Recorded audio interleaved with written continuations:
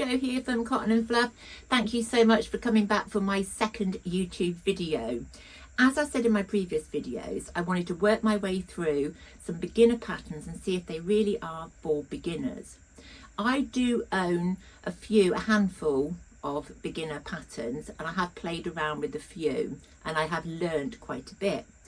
But I thought to make it completely fair, and I want to go through a pattern that I've never done before. I've seen the results online, whether that's on Instagram or Pinterest, and they all say, oh, this is quite an easy pattern to do, and it looks like something that I would like to wear. So this is the Heyday Dungarees. I've seen these worn by quite a few people, and I've seen quite a few reviews, and everybody says these were quite fun to make, and they want to make more as well. So I thought, right, let's start with these. I got the PDF version, and then I wanted to download that, which I did, and they have it in an AO size. Now AO is what a print shop uses, and they will print out your pattern. So I've never done it before, but then recently I thought, right, I'm going to try it, because I have used all my copier paper, put it up all over the floor, cut it, lined it up, sticky tape, sticking it all together, and then carried it outside into the studio. And I thought, no, I'm going to just try this, and it was a game changer. So much easier, the turnaround is very quick, and they come on a big sheet, and it's a decent quality paper that I got as well. Now the company I use to do these and other ones is Flamingo Prints. I will pop the link down below so you can see. The turnaround is very quick. I sent it off within a couple of days, it comes back, and they keep you in the loop of when they've received your file and when they've finished it and when it's on its way to you. So you're not going to be waiting very long. And in actual fact, it might even be quicker than buying a paper pattern, because I like things immediately. Okay, you're going to wait a few days, but it could be quicker than ordering a paper pattern, and it's cheaper too. Also, they will print out the instruction booklet. Now I like to have a physical guide to look at and to make reference to, rather than just having to keep looking at my phone and scrolling down and right, okay, I've got to do this, do that. I like to have a look at it as I'm going along. So the instruction booklet covers everything from how you should put your paper pattern onto your fabric, how to line it up, making sure you've got it the right way, following the grain line of your fabric. Now the grain line of your fabric will run parallel to the selve edge, so that's the edge of the fabric, not the bit that's cut off when you buy the meterage. It runs down the side. So I always make sure when I look at fabric, I always look at that side, the selve edge, and know that's where I want to be lining up my grain line for my pattern. So the pattern arrived, cut it all out, and there aren't too many pieces. You've got your legs and you've got the pockets and the straps, and that is basically it. So the first thing you need to do is lay it all out. Make sure you've got enough room to spread your fabric out and lay the fabric out with the pattern on top to make sure you've got plenty. It will tell you in your instructions how much you need for the size that you'd like to make, but I always like to make sure I folded it right and it's in position, and then I use my pattern weights and hold the pattern down onto the fabric. Now the way I like to do it, and being a beginner, now I have seen people, they will pop their paper pattern onto the fabric and they use their rotary cutter and guide it round. I can never do that, and I've had a few incidents whether it's either slipped or I just don't feel confident. So what I like to do is I use a heat erasable pen. I use a friction pen, and I just go all the way around, marking everything. What I also, which is I think is one of the most important things of a pattern, is look at every detail on that pattern. There's a reason why there's a little line on the side. It might not say why. A few little dots or a little dash on the side. Take note of those. Now I started off by using a heat erasable pen and just mark it, do that, cut it all out, iron it all nice, and my marks have gone because I've used a heat erasable pen. Then I did a little snip where they are, a little tiny snip that it's going to be hidden, but sometimes it might have gone a little bit too far and it might impinge onto the hem. So what I do is a little point, and then I know exactly where those notches are that I need to reference to later on as I put the pattern together. I have seen some people use a bit of washi tape just to mark those edges, but I think I'd be a little bit worried that they're going to fly off as I'm folding, unfolding and laying fabric out. So I always do a little notch. So I am going to pop some pictures up here as well, which will sort of give you a little bit of an idea of how I was cutting things out and my progress as I went through the dungarees. So having laid everything out, drawn around it, followed the notches, I cut the patterns out, and then I always pin the pattern together, the fabric together, so I knew as I was cutting it, it wasn't going to move out of the way. I have got fabric clips, which I use sometimes, and sometimes I use pins. The reason I use fabric clips, they are easier, but obviously they're no use when I need to pin something, 2 layers of fabric together in the middle. That's when I'll be using my pins, but we'll talk about those later on in other videos. But anyway, cut out everything. Make sure, because in your instructions there is, I think it will probably be in every instruction, it will tell you how many pieces of the pattern number that you need. So it might say cut 4 pockets, and on the pattern it will say cut 4. So you need to make sure you've got all of those pieces of fabric that you need for the pattern cut out and ready before you start. So the first thing I did was look at the instructions, and as I said, look, these are so easy and they're nice and clear, and you've got plenty of room to, you can scribble your notes down as well. If there's something, maybe you've tried it and it didn't go quite right, why didn't it? Oh, I could have done it like that. Write yourself a little note so the next time you go to make them, you can remember that's the change you needed to make. Starting with the long straps first of all, and you'll get 2 of those, you need to cut 2 out. You're going to fold the top over of the short end and then press it, remembering because of this fabric I use a little bit of a cloth over the top. Fold the edge over, I think that's about 1 centimetre, and then you want to fold the whole fabric against itself, so fold it in half lengthways, wrong side of the fabric, so you're just folding up like a book down the middle, and then press that so you get a nice fold mark. So when you open that back up, you can see the line down the centre of the strap. Now what you need to do is each long side you want to fold into the middle, so you folded both edges, long edges, into the middle, and then you press. When you press that, you fold it up completely, and then you sandwich all those ends in. So you've got one end where everything is folded in, and then the other end, which is the bit that we're going to be sewing in, you don't need to worry about that.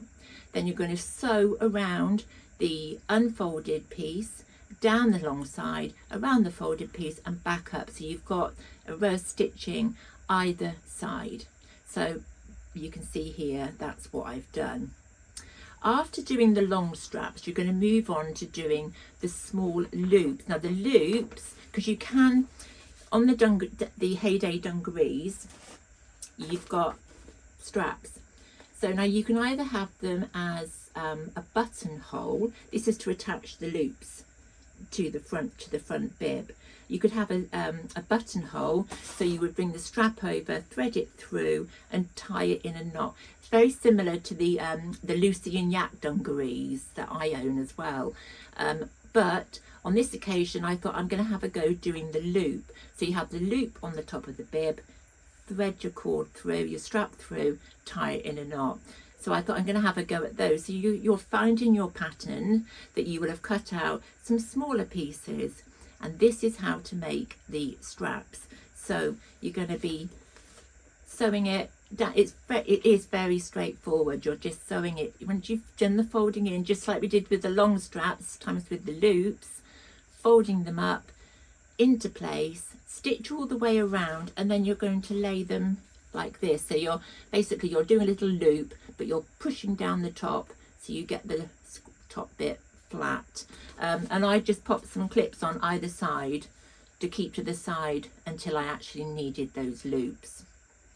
Then we're going to move over to the legs. Now, it does say about interfacing that you can use in your pattern, and it mentions the interfacing because in case you're going to be doing the buttonhole fixture for your strap. So I wasn't doing that, so I didn't use any interfacing. You'll need to read the instructions to see if you need it for the type of fabric and how you're actually going to be fastening your straps. So it says, first of all, to start working with the pockets. So it's got 2 pockets on the back, 2 pockets on the front, and then it's got a central front bib pocket as well.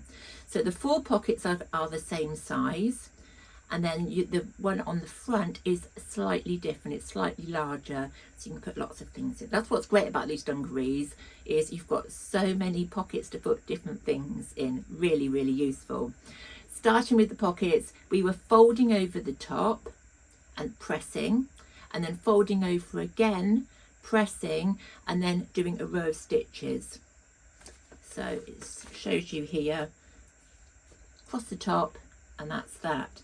Now what you need to do then is back to your ironing board again, and you want to turn in both side pieces and the bottom piece in, and you'll see that when you cut your pockets out, the bottom corners are cut off, because when you fold everything in those corners, you'll see you get a lovely nice sharp edge on each of those corners. You're pressing those in, and then you're going to be taking those onto your trousers. I think we start with the we're on the front. It starts with the front. I don't think it really matters which ones you do because they're all the same sizes. But on your pattern, when you cut your legs out, you will see there is a line, and that is where you need to place your pocket. Making sure that you've got that line on both pieces of the front leg fabric. Line up the top edge of your pocket onto that, pop some pins in. Obviously clips aren't going to work. Just making sure you've got those edges are all curled underneath, they're all folded in and at the bottom, pinned in, and then you need to sew around to down the side, across the bottom, and then back up. And the pattern does suggest doing it twice. Now that's what I did. So I did follow it down and do 2 rows of stitching, extra reinforcement. So you need to repeat that for the remaining 3 pockets. The other one for the front, and then doing the same for the back, making sure you line up with the pen mark, or however you marked it from your pattern onto your fabric. Just make sure you line that up, because you don't want wonky pockets or ones halfway down your leg. You want to try and get that into place. So making sure you've done both. Then the exciting bit, looking at your legs. You're going to put 2 legs together. So doing the front legs first of all, I put them together, right sides facing each other. So the right sides are inside, you can't see any of the gold bits. And if you're using a pattern fabric, your pattern will be sandwiched between the 2. Now you need to make sure that you line up from the crotch right the way up to the waistband, and you're going to pin all the way along. So it's from the crotch, and that goes up, crotch, up to the top. Okay, make sure you sew that exactly as they say. So making sure you pay attention to what they suggest. It says take 2 front pieces and place them right sides together, pin and sew from the top down to the crotch. When I'd finished doing that, to make it nice and neat and for extra sort of stability, I use my overlocker. If you haven't got an overlocker, you can finish the seams however you'd like to, whether that's using a zigzag stitch or another way. Once you've pinned that through and you open it out, you will then be left with your legs and your pockets. And you want to repeat this for the front as well. After putting those two together, I had to make sure that I folded in the edges. So this is the bit that runs from the top of the waistband, and it goes down, round and back up. So that piece there needs to be folded in and then folded in again. The way I made sure that I got it nice and smooth as a curve round, I pinned it, but I did it very, I put quite a few pins in it because I wanted to make sure it was nicely folded and I didn't get any creases. Now when I took it to the sewing machine, I made sure I was very careful to catch all layers of fabric because I didn't want anything unfolding.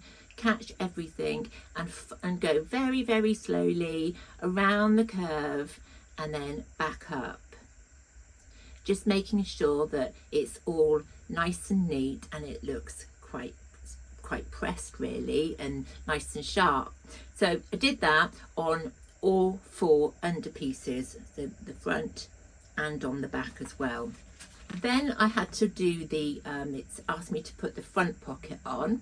So with the front pocket, as I say, it's slightly bigger. You'll have it marked, the line on your fabric, on your fabric on the front bib of where the pocket needs to be, because in that pattern it did say where to place the markers for your front pocket. Pin all the way around, and it does suggest when you do those top pockets to do, there's some various different ways of doing it, just making sure it's completely reassured at the top, because obviously that pocket is probably going to be used quite a bit and you're popping things in. You need to make sure it's nice and secure and your stitches have gone just off your pocket onto your bib. Now I'm not sure if that's the correct way to do it, but I wanted to make sure that that pocket wasn't going anywhere. Making sure you also do a couple of rows of stitching, just like I did with the other two as well, just for extra reinforcement. So then the next part is to work on the bib to pop the loops in.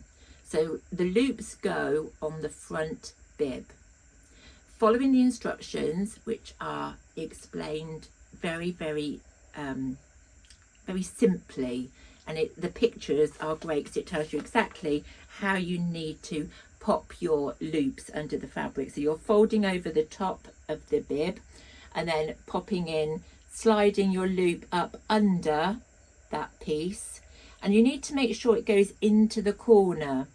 Now this is obviously going to ensure though that you've got quite a lot of fabric that needs to be secured together. So this is something you need to pay attention to and do it nice and slowly, and don't rush it like I did and I had to unpick it.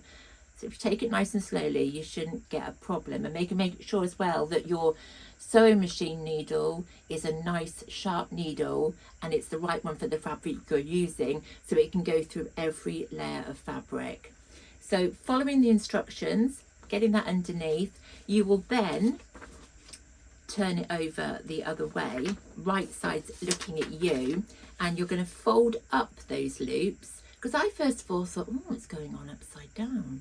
But I thought, no, I'm going to trust the process. Always trust your instructions. I've made the mistake of going like that, do that, and then, done it wrong.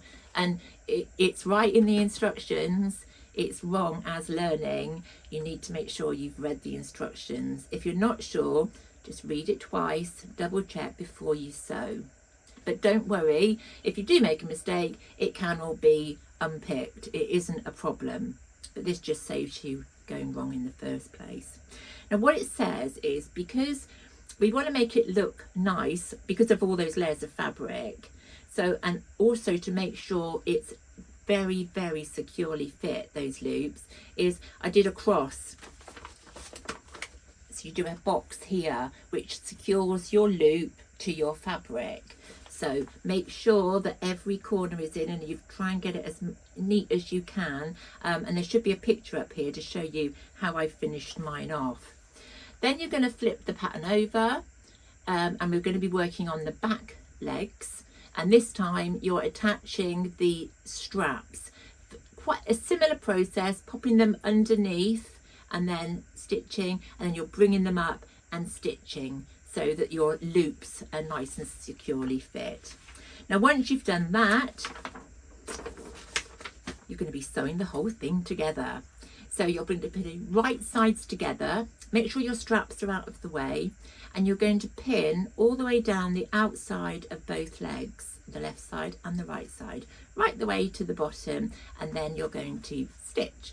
So sew all the way down both sides and then finish off your stitches, overlocking it or using a zigzag stitch, which I did. Next, you're then going to be looking at sewing together between the crotch and coming down the crotch, coming down right the way through down to the ankles. I used pins for this because I wanted to make sure that it was completely accurate and that I got the seams lined up in the middle. So in this picture here, you can see what I mean. So you need to make sure it's all lined up with this central seam all the way. Now they suggest as well, and what I did is I did extra reinforcement between the legs. I did a double row of stitching just to make sure that if they were a little bit snug, you sit down, nothing's going to happen. They are nice and secure. So sewed all of that together, and again finished the seams off with the overlocker. Came then down to the and I tried them on. I wanted to make sure that I could get the legs and the length right. Now you can shorten the pattern and you can lengthen the pattern, and the Heyday Dungaree instructions, they do clearly say how you can do this. There are marks on your pattern for lengthening or shortening the body. So if you wanted to, you can adjust the body length for the trunk, or you could adjust the legs length shorter or longer. I think if I did them again, I might make them slightly shorter because leaving them long, or the standard legs, I'm about 5'3½", 5'3", and this pattern is made for somebody who is 5'5", but I thought, well, I'm going to follow it as it is before I make any adjustments. And I thought, well, if these work out, I'm going to just fold the bottoms up once they've all been hemmed. So I tried them on and I took them up probably a couple of inches. First of all, I overlocked all the way around, then I turned them up. I made a mistake. I should have, once I'd overlocked, is turn the hems up by whatever I decided, sewn all the way around, pressed, and then turned them again and stitched them. I was super speedy, wasn't really thinking. I overlocked, turned up, and I sewed around. I won't make that mistake again. It's fine though, because you're not going to see them, because if I had them as the normal length, the overlock edge would be tucked inside, but as it happens they are still a little bit long, so I will probably wear them with the bottom turned up, just folded up a couple of times, which I like anyway, and quite often when I'm wearing my Lucy and Yak dungarees I have to do that as well. So I was really pleased at the end of it, because once I'd hemmed them and I looked at them and I thought, and I even remembered, because usually I always forget, I did sew in one of those really pretty sewing labels that I've seen a lot of sewists on YouTube whatever doing, and they're just some really nice little labels with some little quote sayings, a little positive note, the ones that I've set, the label that I've sewn into these dungarees were from Paige Joanna, and I got these from her Etsy site, but I will link her in the details below so you can see where you can go and get some. So that was it really. I think they took me probably a day and a half. Did I say a day and a half to do? From cutting out, because on the first day I cut them all out, made sure everything was marked up, and I think I might have started doing the pockets. Now I'm not outside in the studio all day. I've got the dogs, they need to go out, they need to be fed, I'm doing things in the house. coming back, doing washing, the usual stuff. So it wasn't a complete day, and I always make sure I'm usually back inside the house sort of around sort of 4-5 o'clock time. So I was quite pleased that they didn't take that long, and I feel inspired to try making some with some different fabric as well. I think that would be quite nice. I did try them on, and I was really pleased with them. I will pop in some photos. At the time of doing this video, the weather is yuck, so I haven't taken any photos outside of me wearing them, but if it doesn't clear up, I'll get some done inside and you can see. So that was the Heyday Dungarees. If you want to know anything else before you start making them, please just message me or drop me a comment, and I can contact you, and hopefully I can help, or I can tell you what I did and what my experience was. So I'm not saying it's the correct way, it's how I did it, and this is the result that I got. So I think that is it, but I really enjoyed making these, and I think I might tackle next the Tilly and the Buttons Erin Dungarees, which I've got her pattern, but using a completely different fabric. They're slightly more structured, so I will probably use maybe a twill, something slightly heavier, but that might be in the next one. So I just want to say thank you so much for sticking to the end, and yeah, and just being here. It's been really lovely, so thank you so much. Have a good week, and I will be back soon, won't be long, with another one. Thank you. Bye.